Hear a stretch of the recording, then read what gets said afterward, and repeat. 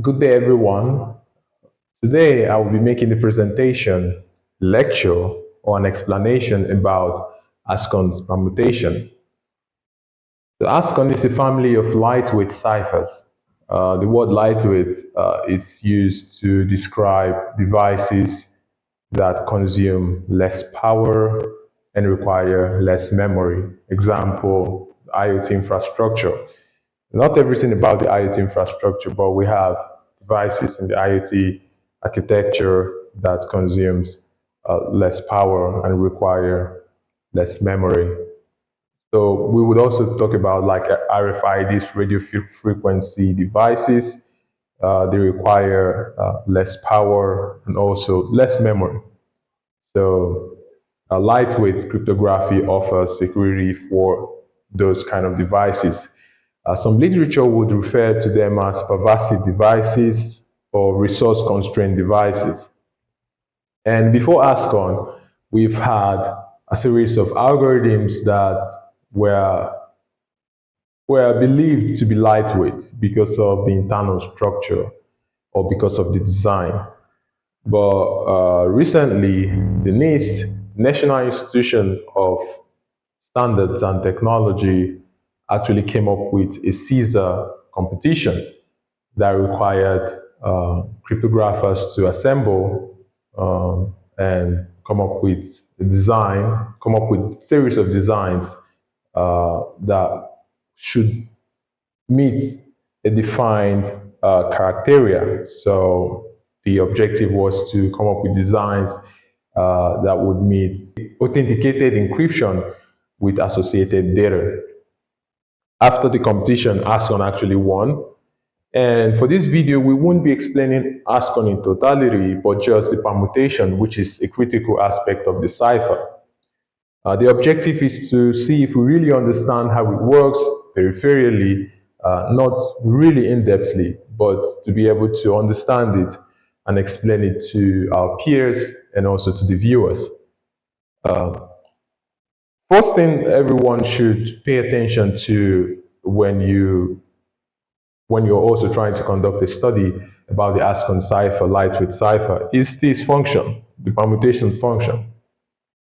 So if you have written a for loop before, so for a for loop, we have number of times we want a computation to be performed. So let's say, for example, we want to have hello world 8 times. We'll have first iteration, hello world, we have it 8 times. So for ASCON, we have these for every computation, at least for the initial stage, which we would also explain how it works internally. The PC here refers to as addition of a round constant, PS substitution, the Xbox, and then the PL is where diffusion happens. But before we move further, substitution and diffusion, two concepts introduced by information theorist Claude Shannon, which are key operations in most block ciphers. Without them, attackers will be able to exploit block ciphers. To be quick about the explanation, substitution actually obscures or hides the relationship between the plaintext, keys, and ciphertext. It's always designed in a very nonlinear way, which is actually what linear cryptanalysis tries to exploit. Then diffusion is where the avalanche effect, the term avalanche effect would always be used, where when you touch one stuff, every other thing like gets disorganized. So one attempt on a bit gets spread across the entire bit.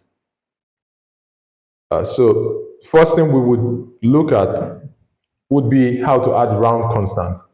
But then how does data actually look like in the ASCON cipher? This brings us to the concept of a state. So a state is like the structure of data. In most block ciphers, you would always have a state, AES2. But in ASCON, we have the state is 320 bits of data layered this way. So the designers, for conceptual understanding, we have these 320 bits layered in 5 rows, where each row has 64 bits. So when you do the computation, 5 by 64 would give us 320 bits. Bits of different like components. We have the initialization vector and all of those. But for the initialization vector, key, and the nonce, number used only once. But then that would be an explanation for a different video. So we can see here, so we have 5, so it's 320 bits, all concatenated. So S is referred to as the state. Now, having understood this a little bit, let's move to how these round constants are added. So these round constants are bits that that are added for every computation. So let's assume that we are in the 0th iteration, not computation, or we can use them interchangeably. So for the 0th in the 0th iteration, how it works is like this. So they already gave us like a way of realizing, a way of figuring out which constant we should make use of. They also provided constants for us to make use of in the algorithm. But with this formula here, we would be able to know which of these constants to use for the 0th, for the first iteration. So let's assume that we are making use of the round 12. We want our computations to go for 12 times iterations. So for the first one, C0, so we subtract 12 from 16, we have 4. So that means for C0, we're going to pick like the round constant 4. So round constant 4 is this one. Yeah, it's this one, round constant 4. 1, 2. Yeah, round constant 4. I think that's for, let's see. So 0, yeah, round constant 4. Just a minute, please. We have C0. And that's C4, where I is equals to 4. Yeah, C4, correct actually. So we have const 4. So this goes first. If any explanation is said wrongly, feel free to leave a comment on the description so we can better figure out where we got it all wrong. But that's actually correct. So we have, and this actually continues for the next iteration. That's where I is equals 1.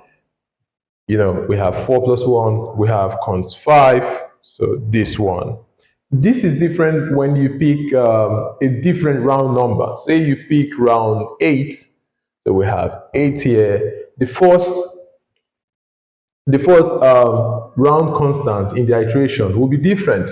So we have for the first iteration, which is 0, when round is 8. So we're going to have const 8. So it's going to be this guy. So const 8, which is different from when we had the round number to be 12. So that's basically how these round constants are picked. Now, where are these round constants added? For every iteration, the round constant gets added on the 3rd row. Now, I'm using row because we are using this conceptual structure of a matrix. So we're assuming what we already agreed, we all agreed, even the authors agreed with that too, of five rows, and we have like 64 columns. So that's why I'm saying the third row. So every round constant gets added on the 3rd row. So it's 1, 2, 3, the 3rd row. So, but why here? Why do we have this? It's actually for every round constant, we have 64 bits. Agree?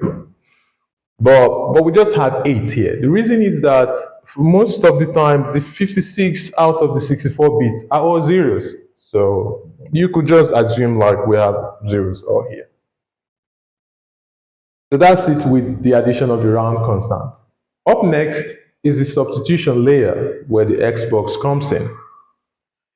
So we know the Xbox to be Xbox or Xbox to be like a function. You plug in and you get some output. But how does it work in ASCON? So in ASCON, the Xbox inputs are obtained from every column. So we have 64 operations. These can be very costly. And when you think about the cost of this computation, you begin to think about side channel analysis and side channel attacks, because this would take more time and more power. So, yeah. So, for every column, remember we have like 5 bits. So we have like 5 rows. So we're gonna have like 5 bits for every computation. So 5 bits is plugged into the Xbox, and then we have like 5 bits as output replaced here. And what this actually introduces, remember when we started, we explained the concept of confusion. So this is where confusion actually happens. So I think that's it for this uh, diagram we have here.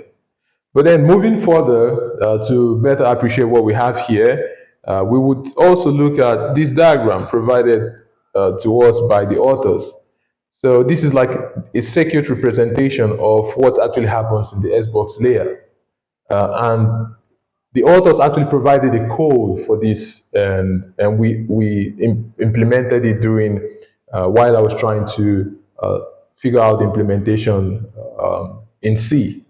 I hope to also make that presentation to my viewers. And it's either you go for this, or we could use a lookup table. So in code, you could have, let's say the software implementation, you could have a lookup table. When you look up like AES and how trying to make the implementation, they have like a lookup table on Wikipedia. So and how it all works. So we could either use this, or we could use the already provided. I was thinking this was like a touch screen, so I was doing like this. So we have the code already provided for us here. So let's do this. So I have the code here, and this code was gotten from the ASCON official website, the website of the authors. So we have like the C instruction. So that will be it for the code. So up next, we look at the last operation in the permutation function, which is where diffusion happens. So how does this happen? This actually happens for every row. So for every row, there's a linear function provided. And how does this linear function actually works? Let's take a look at the first row. So diffusion happens when in the first row, where the data, 64 bits of data, is shifted 28 times to the right, done XORed with a shift to the right 19 times, and XORed with itself. So for different rows, we have different shifts happening. So no row has the same number of shifts happening. And with this, diffusion is achieved in the permutation function. So this is a summary of a peripheral summary of how the permutation function works in lightweight ASCON cipher. And I hope I explained it to the best of my understanding. And the more we figure out things about how the cipher works and try to make implementations in software, because we do not have hardware to make the implementation, we would try to bring the lecture to you guys, and also to ourselves, because I have to watch the lecture too and learn from it, hopefully. Yes, I have to. So have a wonderful time wherever you are watching from, and see you in our next video, in our next lecture, or in our next presentation.